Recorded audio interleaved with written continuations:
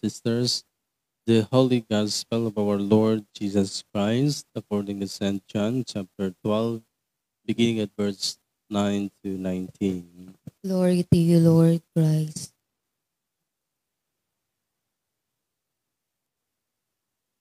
Now a great many of the Jews know that Jesus was there, and they came not for Jesus' sake only, but that they might also see Lazarus, whom he had raised from the dead.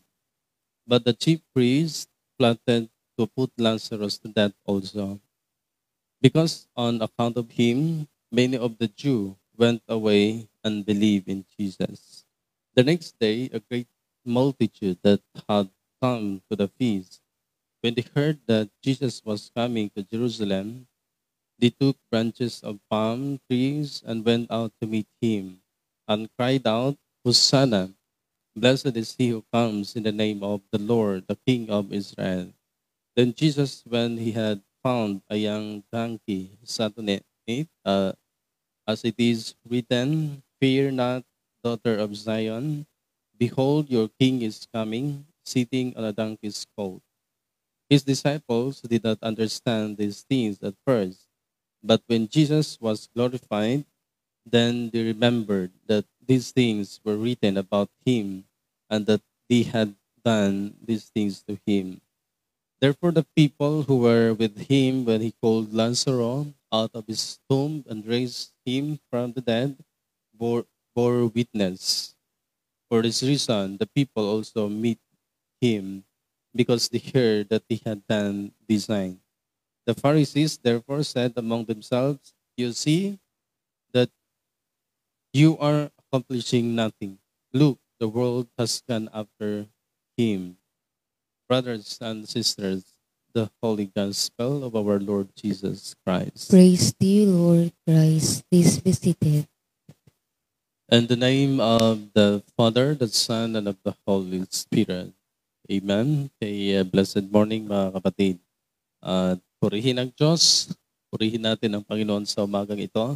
At naway sa pamamagitan nito ay magkaroon tayo ng good direction, magandang motivation, paano ipagpatuloy ang buhay sa araw na ito, maging bukas hanggang sa huling araw ng panahon. Kaya sa umagang ito ay pag-usapan natin itong criticism, plano ng mga Hudyo kay Kristo maging kay Lazaro, na kung titingnan natin, dahil sa ginawa ni Jesus ay marami nang lumipat. Okay? Marami ng mga Jew, mga Judaismo na lumipat sa teaching ni Kristo. At ang tingin ng mga Pariseo ay threat si Jesus. Okay? Lalong-lalo na nung nabuhay muli si Lazaro, na namangha sila kasi first time. Nung hindi lang iyon, kasi yung binigyang mata ni muling nakakita ang bulag, kamangha-mangha din yun para sa mga tao at mga Hudyo kasi first time din yun nangyari sa kasaysayan. Kaya hindi lang si Jesus ang gustong masaksihan ng mga Hudyo nung papunta si Jesus sa Jerusalem, kundi maging si Lazaro. Totoo ba ito? Yun yung gusto nilang makita. O baka gusto lang interviewin si Lazaro sa mga pangyayari. So, nagtaka ang mga Hudyo na bakit mas madali sa mga tao ang sumunod kay Kristo, makinig kay Kristo kaysa Judaismo o sa mga Pariseo. So kung titingnan natin ang pagkakaiba, gaya ng kaligtasan, sa Old Testament, kailangan mo maghandog ng ganito para maligtas ka taon-taon. Okay? Kung nagkasala ka, ito ang dalhin mo sa templo ng Diyos. Sa teaching ni Kristo, simple lang, walang masyadong policy si Jesus. Makinig ka, sumampalataya, sumunod sa akin, magkamit ka ng kaligtasan. Okay? At sabi pa ni Kristo, bigyan ko kayo ng buhay na walang hanggan. So panibago sa pandinig ng mga Hudyo, at more than pa, nung nakakagawa si Jesus ng kakaiba o himala na hindi nagawa ng mga Pariseo. So para sa kanila, iba ito, matindi. Kaya sabi ng mga Pariseo, tingnan mo, halos ang buong bansa ay sumunod na sa kanya at nakikinig na sa kanya. So kung titingnan natin yung policy of the church mula sa Hudyo ay kautusan. Talagang policy grounded sila. Gaya ng Sabbath day, kapag hindi ka sumunod sa pamantayan ng Sabbath day, either ikulong ka o either patayin ka. So sa Old Testament, ganun din ang utos ni Yahweh. Pero pagdating kay Kristo, meron siyang, kasi kung titingnan natin si Jesus, yung dumating siya, either sa Jerusalem or sa bundok na ito, hindi na mahalaga sa Diyos kung saan ka sumamba. Ang mahalaga ay sumamba ka sa Diyos, Espiritu at katotohanan. So may pagbabago na rin na pwede namang magsumamba ka sa Diyos after Sabbath, after sa mga gawain mo. Parang ganun na yung nangyari kay Kristo. Na sa Sabbath day ay nagpagaling pa si Jesus. And then sabi ng mga apostol ni Juan na bakit daw yung mga apostol ni Jesus hindi pa nag-aayuno samantalang kay Juan nag-ayuno na at mga Hudyo. And then ang sagot ni Kristo ay andun pa sila sa kasalan. After kasalan ay doon na sila mag-aayuno. So walang fix sa pamantayan ni Jesus kumpara sa Judaism na Sabbath ay Sabbath. No work, walang paggala-gala. So stricto sila doon. So siguro yun ang mas na-appreciate ng tao nung dumating si Kristo. Maraming gustong makita at makilala si Jesus dahil sa pamantayan, panibagong teaching. Siyempre yung kapangyarihan niya, himala, na ginagawa niya at doon nagkaroon ng na-amaze ang mga tao sa teaching ni Kristo, sa kakayanan din niya. So ang mga teachers of the law, sila naman yung para bagang protagonist. Okay? Sila naman yung ayaw talaga kay Kristo. Kasi hindi naman nila matukoy na saan ba mayroon bang dakilang propeta na magmumula sa Galilea, sa Nazareth. So wala silang matukoy na ganon. Isa sa mga dahilan na hindi nila tinanggap si Jesus. Pangalawa, hindi sinunod ni Jesus yung ibang pamantayan ng mga ninuno nila. Okay? Mula pa kay Abraham, kay Moses. So, isa sa mga dahilan na hindi nila kinikilala si Kristo. Ay sa verse 19, sabi ng mga Pariseo, nakikita ninyo, walang nangyari sa mga ginagawa natin. Kasi gusto nilang patayin si Jesus, kung ano-ano na lang ginagawa nila para linlangin ang tao at hindi kilalanin si Jesus. Okay? Pero sabi nila, tingnan ninyo, sumusunod na sa Kanya ang buong mundo. Buong mundo pa yung binanggit. So, kung tititingnan natin, halatang nainggit sila sa kapangyarihan ni Jesus. Yan yun ang dahilan kung bakit nila tinanggap si Kristo. Ay gusto nilang patayin, maging si Lazaro, dahil nakita nilang, o baka sa pamamagitan nito, aalis na sila sa Judaismo. Parang gano'n. Sa pamantayan ni Moses kay Abraham. So, kahit kung titingnan natin nung si Jesus ay binuhay niya muli si Lazaro, hindi lang yon. Kasi may time pa na nung nabuhay muli si Kristo, ang ginawa ng mga Hudyo ay binayaran nila ang mga soldiers na hindi naman daw totoo yung muling pagkabuhay ni Kristo. Ninakaw lang daw yung katawan ni Jesus. Kasi ayaw nilang mangyari yon. Kasi kung mangyari yon, masasabi nilang totoo ang lahat ng sinabi ni Jesus. And then samantalang yung teaching nila ay mawawala ng visa. Parang ganon. So yun ang kinakatakutan ng mga Hudyo kaya ginawa nila lahat para lang hindi magtagumpay si Jesus. Kaya lang, ang result, na pagtagumpayan ni Jesus lahat maging ang kamatayan. So para sa kanila, threat yung teaching ni Jesus sa religion ng Judaismo. Maraming mga tumatangkilik sa pangangaral ni Kristo. So, yan ang dapat din nating makita. Minsan o kadalasan may mga taong lumipat, okay? Hindi lang lumipat, nagtayo ng sariling simbahan. Una dahil pinapahirapan sa pamantayan ng pananampalataya. Napakatindi kasi noon kasi kapag hindi ka sumunod sa Judaism teaching, either ikulong ka or mamatay. Public execution. Noon kasi gusto nila yung public execution para matandaan ng mga tao na ito'y batas ng Diyos mula sa Diyos na dapat patakot ang tao sa Diyos. So pagdating kay Kristo, hindi naman ganun ang Diyos. Siguro yung binanggit ni Yahweh sa Old Testament na kung hindi nyo sundin ito, mamamatay kayo. Dahil ang mga tao kapag malayo sa Diyos, prone sa kapahamakan. Kung prone tayo sa kapahamakan, talagang mamamatay tayo. Ang Hudyo kasi is implementation na hindi ka nagpapahalaga sa Sabbath day. 'Yon, public execution. Kaya ang ang sagot ni Jesus diyan, ano ba ang kalooban ng Diyos? Ang pumatay dahil sa batas o ang iligtas o ang magligtas ng buhay? So, yun ang nakita at maraming namangha sa the way mag-isip, the way mangaral si Kristo sa panahon noon. So mga kapatid, may nakita sila noon sa kalooban ng Diyos kay Kristo na makinig at sumansampalataya sa Kanya dahil kung titingnan natin, simple lang naman ang kaligtasan eh. Gaya ng baptism. Eh, isa yan sa mga naunawaan ko ngayon bilang pari. Wala namang requirement. Ang sinabi ni Jesus sa kanyang mga apostol ay turuan. Okay?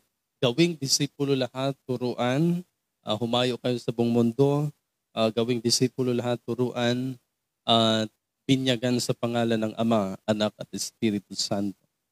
So ang mga churches ngayon gumagawa ng policy. Okay? Ito din ang nangyari sa mga Hudyo. Napakatindi yung policy o requirement. Kaya may mga taong nahihirapan, kaya pumunta na lang sa iba. So, yun din ang nangyari. Mula noon hanggang ngayon, ang isa sa mga dahilan kung bakit may mga taong umalis dahil nahihirapan sa policy of the church. Hindi lang sa policy of the church, yung the way, yung relationship ng leaders of the church at saka sa mga tao.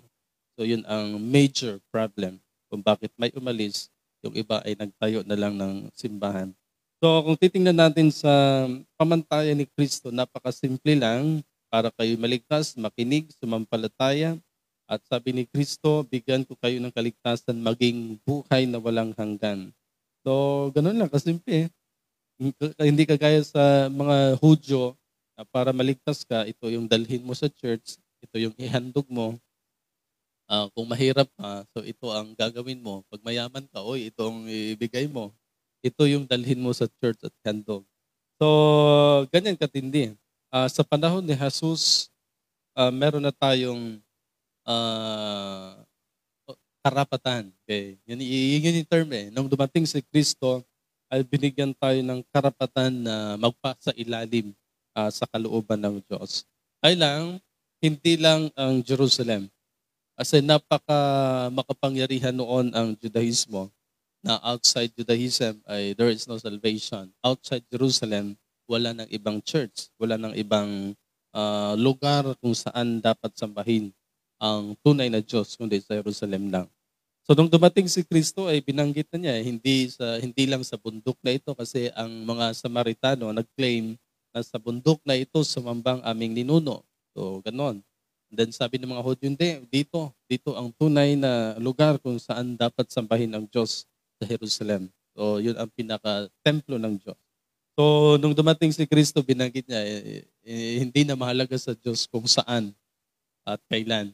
Ang mahalaga ay sumamba ka sa Diyos, Espiritu at katotohanan kasi yun ang kalooban ng Diyos na sumamba sa Kanya. So, magandang pagnilay-nilayan yan kasi ginamit natin ang religion bilang kapangyarihan to control people. Parang gano'n na rin. Kahit ngayon, mabisa pa rin ang boses kapag ang leaders of the church ang magsasalita at magbigay ng pamantayan paano mabuhay sa mundo ito.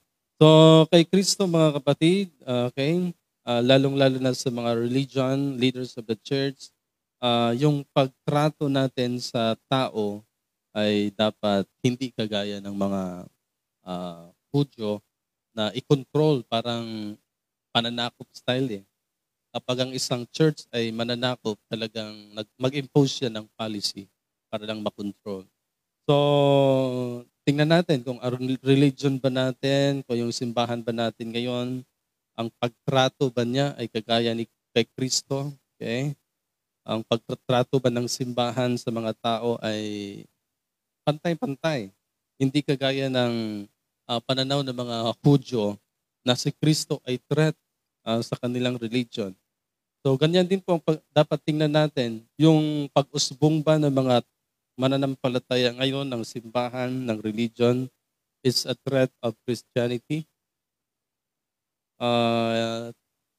Nag-danger ba kapag may maraming simbahan? Okay? Magandang pag-usapan yan kasi binanggit, alam niyo sa panahon ni Jesus maging kay Juan, mayroon kasing time na nakita ng mga apostol ni Juan na nagpahayag ang mga tao, nagpalayas ng masamang espiritu sa ngalan ni Kristo. Kaya ang sabi nila, Panginoon, ano bang pinagbawalan namin? Paulanan ba na namin sila ng apoy para mapuksa daw? Parang nagselos ng mga apostol sa mga ginawa ng ibang tao. So ano ba ang sagot ni Kristo dito? Ang kalaban natin ay ang dyablo, hindi ang religion. Ang kalaban natin ay ang masamang espiritu, hindi ang pangalan ng mga simbahan kung bakit maraming simbahan ngayon o religion. Okay? Ano ba ang sagot ni Kristo sa Mark 9:38-40? Ang sabi ni Jesus, huwag ninyong pagbawalan sapagkat ang taong gumagawa ng himala sa pamamagitan ng pangalan ko ay hindi magsasalita ng masama laban sa akin pagkatapos gawin ito. Tama naman. Kasi akala natin sila lang ang tama. Okay? Para kasing ganun eh. So, kahit yung mga apostol noon, kahit yung mga church ngayon, ay ganun ang pagtrato natin sa isa't isa sa mga church. Nagagalit ang mga apostol at nagsumbong kay Jesus na may ibang grupo daw na nangangaral sa pangalan ni Jesus. Okay? Nagpalayas ng masamang espiritu. So, hindi naman sila, di ba, kung pangalan ng Diyos ang pinapangaral nila, ay di good points yun. Pero kung ipinapangaral nila ay huwag sambahin si Kristo, ayun, kalaban yun ni Jesus. Pero kung ang pinapangaral niya ay kaligtasan sa pangalan ni Jesus, yan. At alam nyo, binanggit din ito ng mga apostol na makikita natin ang tunay na simbahan at tunay na mga mananampalataya kung ipinapahayag niya na si Jesus ay nagkatawang tao at tunay na Diyos. So, binanggit din niya ng mga apostol. So, sapagkat ang sinumang hindi laban sa atin ay panig sa atin. So, yun ang sabi ni Kristo. So, ganun lang. Ganun dapat mag-isip ang mga tao na yung usaping religion ay nag-exist na yan sa sinaunang panahon. Bago pa ang Christianity, marami ng religion na nag-exist. Bago pa dumating si Kristo ay marami ng mga churches, marami ng mga grupo, organization, gaya ng Hinduism, Buddhism, Taoism, Confucianism. Yan ang mga lumang relihiyon sa buong mundo. Nung dumating Judaism, pinakamakapangyarihang relihiyon sa panahon ni Kristo ang Judaism. So, nangaral si Kristo, dumating, after the death of Christ, doon na nagkaroon ng proclamation, planting of church. Hanggang 300 plus years ay nagkaroon ng official religion of Christianity. So, doon na nagsimula. So, ang kalaban natin ay ang masamang espiritu, hindi ang ibang religion, hindi ang pangalan ng simbahan. Pero kung ang isang leaders of the church gumawa siya ng isang religion, kalabanin si Kristo, yun, hindi na yun. Kalaban na yun ni Kristo. Hindi na yun panig. Okay, so yan. Isa yan sa mga dapat nating tingnan.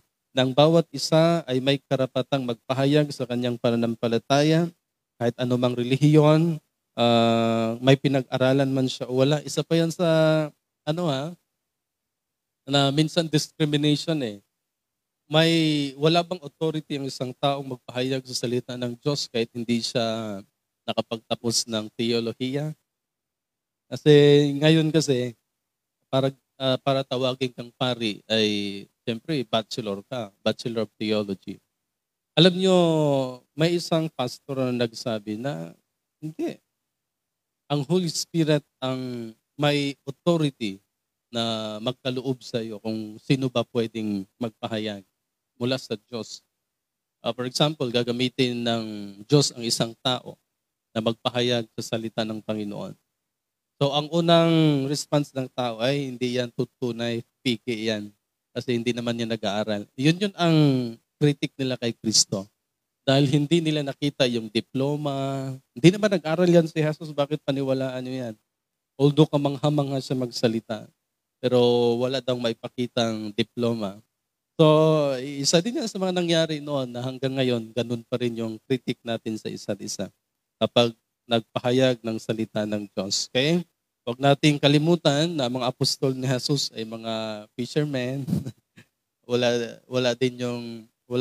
Hindi din natin makita yung mga educational background nila. Pero ginamit sila ng Panginoon. Kasi yung karunungan ay mula sa Diyos. Yung magpahayag ay banal na espiritu. Okay? Kaya isa yun sa mga dapat maunawaan natin. So, sa panahon natin, hindi naman masyadong matindi yung usapin ng pananampalataya kasi debate na lang. Okay lang yung debate. Noon kasi papatayin ka, public execution. Kaya sa gospel natin, pinagplanuhan nilang patayin si Jesus at si Lazaro dahil maraming umalis na mga Hudyo dahil sa muling pagkabuhay ni Lazaro at dahil sa ginawa ni Kristo. So sana hindi yan mangyayari sa panahon natin ngayon kasi ang daming mga church ngayon na umusbong na ang turing ni Kristo ay kasama. Okay? Hindi laban sa atin. Once na nagpahayag sila about God, kalooban ng Diyos sa pangalan ni Kristo, yun ay hindi laban sa atin. Okay? Naway maintindihan natin yon, yung pahayag ni Kristo. Amen. In the name of the Father, the Son, and of the Holy Spirit. Amen. Let us all stand. Let us